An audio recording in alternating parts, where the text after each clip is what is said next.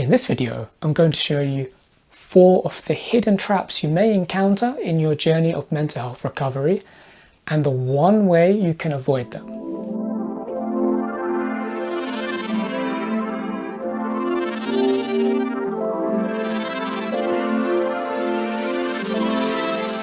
Hi and welcome back to Mental Health Power.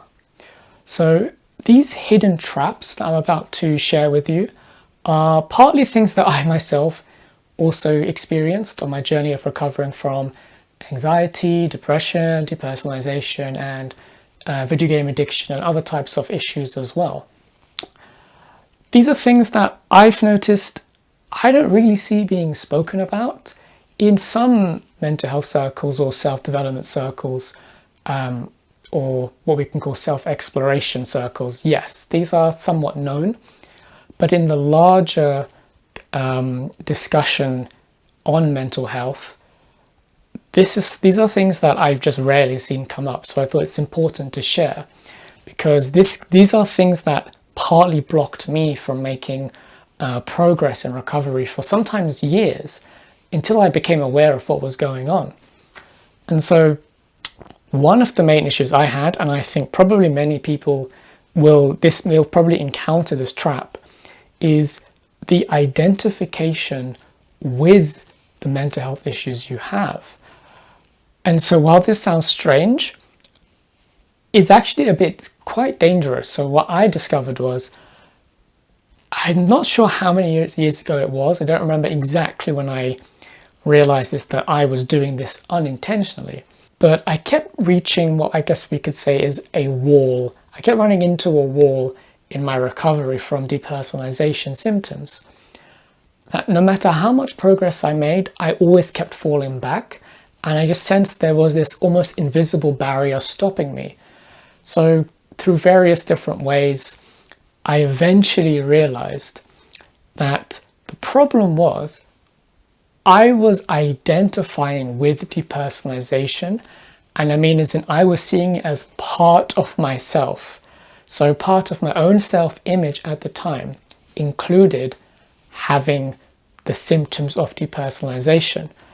So what this meant was, because I just had these experiences for just so many years, and they had molded the way I saw the life and myself, now that I was at that stage of being able to really recover, I realized a part of me in my subconscious didn't want to let go.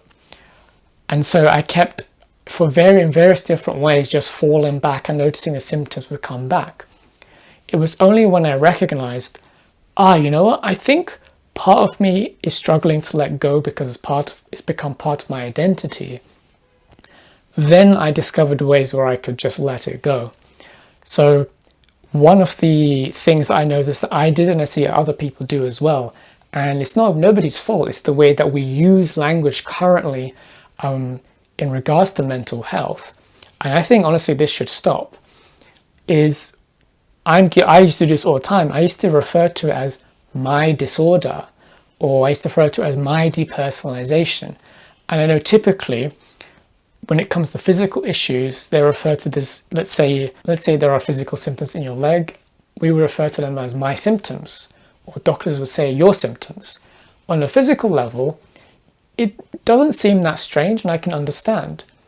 But the difference is, on a mental level, if you keep referring to your symptoms as yours, so my anxiety, my depression, I also used to say, what you are doing, because the subconscious mind is influenced by your own words, you are telling yourself and the parts of you that you have within you, you're telling them that this is yours, that it belongs to you.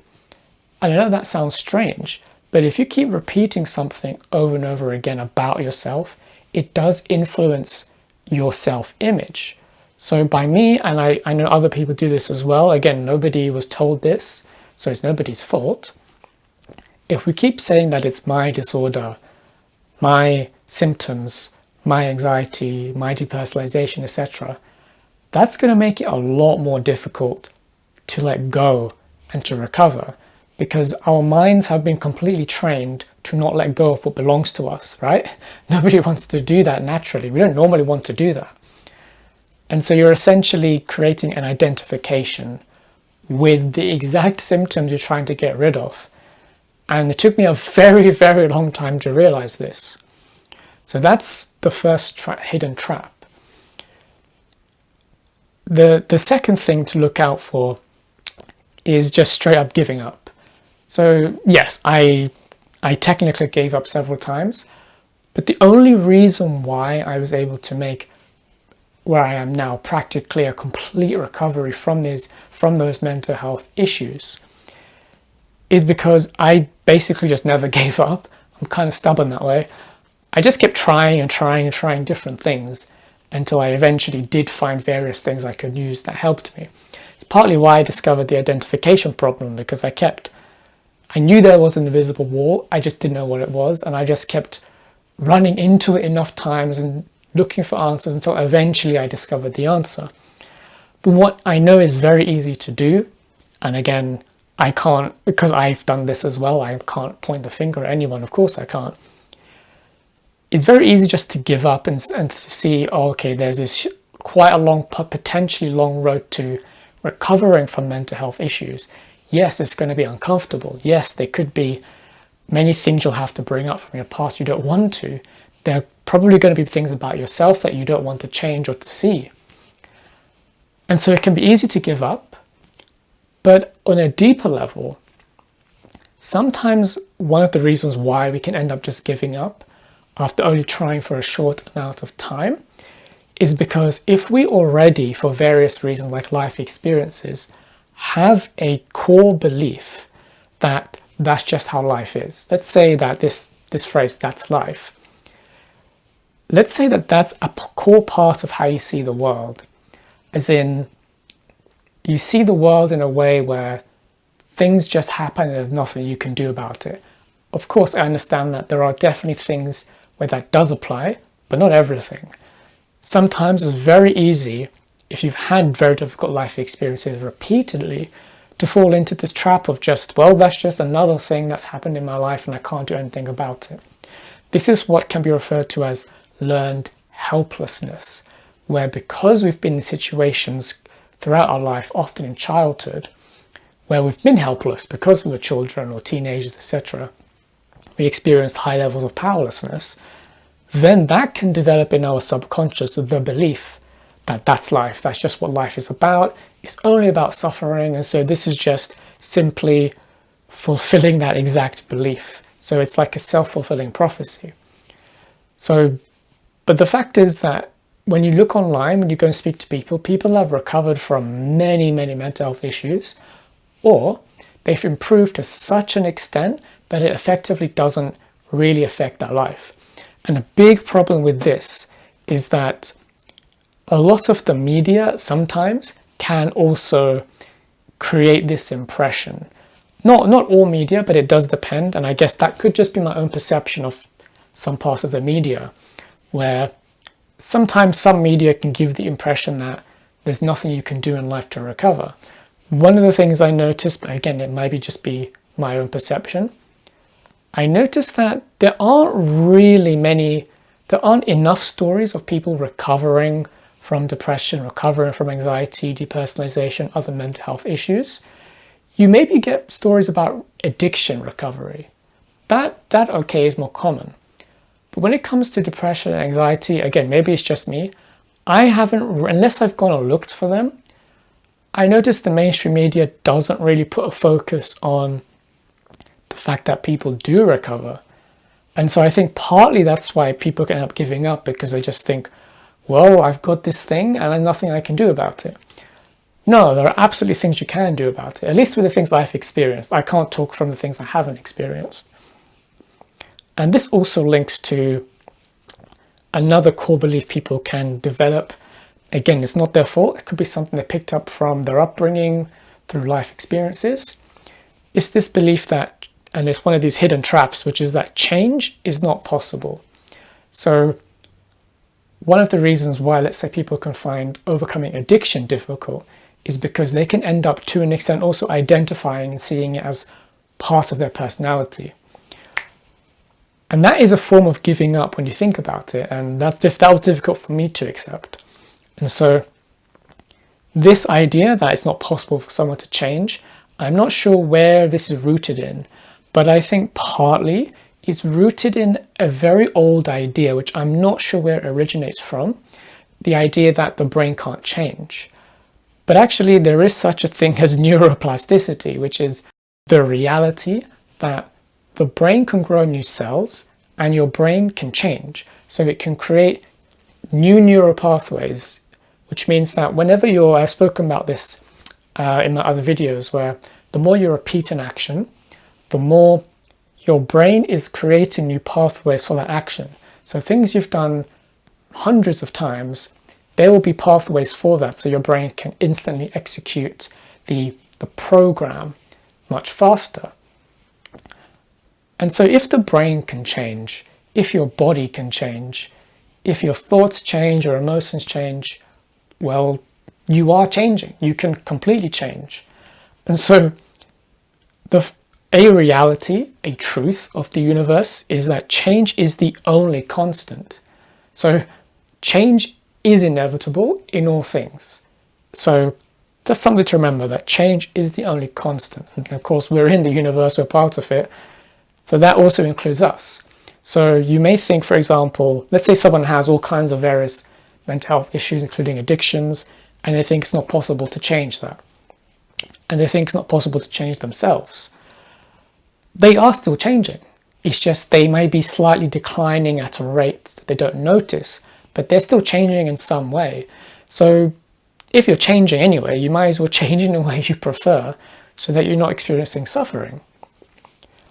And the fourth one, which I think is the least spoken about, generally speaking, in the mainstream, is that having certain mental health issues or addictions or other similar things to that can sometimes actually have hidden payoffs that we don't recognize at first, which again is a bit dangerous because similar to the identification, it means that sometimes having mental health issues can meet unmet needs. And so what I mean is, so we have obviously physical needs, but we have psychological and emotional needs too. And so as an example, let's say someone is diagnosed with depression. I'm just going to use that as an example.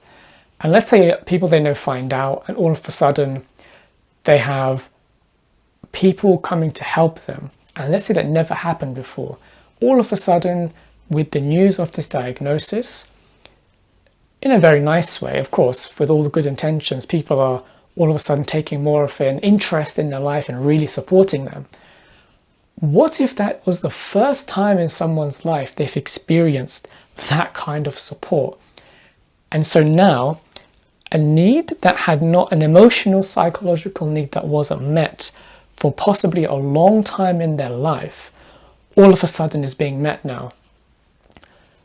But that part of them, which could most likely be the inner child, as in that part of them that is still essentially the child aspect of them. So we all have an inner child. It doesn't disappear. So now that inner child has had this need met, what would happen if they didn't have depression anymore? So part of them, like let's say the inner child, may not want that. So a part of their mind may then find ways, again, unintentionally, to ensure that they always remain in depression, because then that need is met. And again, I'm not saying that everyone with depression has this or mental health issues has that. No, not at all. But this is based on my own experiences where I noticed I did have, for let's say depersonalization, there were hidden payoffs with still having it. Because on one level, although yes, the symptoms were terrifying, eventually when I got more used to it, because you don't feel connected to reality, there is a certain amount of safety there. And so I realized as I started getting better and better and better, and I started to grasp reality and see and actually experience it as a real thing, I noticed part of me was scared, let's say, to go back to reality because it was so used to how things were before. And that's another, in a way, hidden, maybe I should put that as number 5, but kind of number 5 hidden trap is we can get just so used to living with mental health issues that not having them can just be such a big unknown that it's scary, because we just don't know how it is. But remember, we don't fear the unknown, we fear what we project into the unknown. So there could be all kinds of amazing things waiting for us, but we just can't imagine it, so our mind goes, oh, maybe it's dangerous. So that's probably a hidden number 5 hidden trap. I'm sure there are many, many more. These are just the 4 or 5 that I think are the most prevalent. And of course, yeah, so these unmet needs you won't know you have necessarily because they'll be in your subconscious mind, which I mentioned in other videos. And again, these are not intentional at all. This is, I would say, most of these traps people will encounter at some point on their journey of recovery, depending on how deep the mental health issues go, depending on how long they've had them. But it's the way that you essentially avoid these traps or climb out of them, metaphorically, if you get caught in them, is gain awareness, so self-awareness. And this is something I'll bring up in many other videos. Ultimately, self-awareness is just knowing more about yourself. So knowing why you think the way you think, why you feel the way you feel, why you act the way that you act, understanding why you see the world the way that you do, why you see yourself the way that you do, understanding where you've been, where you are now, where you're going, in the same way that having external awareness would be being able to see as much as possible externally and understanding why things are, is exactly the same but for inside of you. So simple and effective practices for gaining more and more self-awareness. I mentioned this in several videos: meditation, mindfulness practices, and even just simple and basic self-inquiry, like, why do I think this way? Where did it come from? What am I feeling? Why am I feeling this? What am I running away from? What am I running towards? Just simple questioning yourself, which I guess can be simply called self-reflection, right? These are very simple things to do. It's just sometimes the really simple things we avoid because we're so used to things being complicated in our lives, especially if you have multiple mental health issues. Sometimes we forget that the simplest solutions can be the most powerful. And so gaining self-awareness, and I will do more videos to go more into this, but self-awareness, which we can also call becoming more conscious, that is the key to overcoming not just mental health issues, but many issues in life as well. So those are the 4 or 5 hidden traps that you may possibly encounter in your journey of mental health recovery. So thank you for watching. Don't forget to hit the like button and subscribe, and I'll see you in the next video. Take care.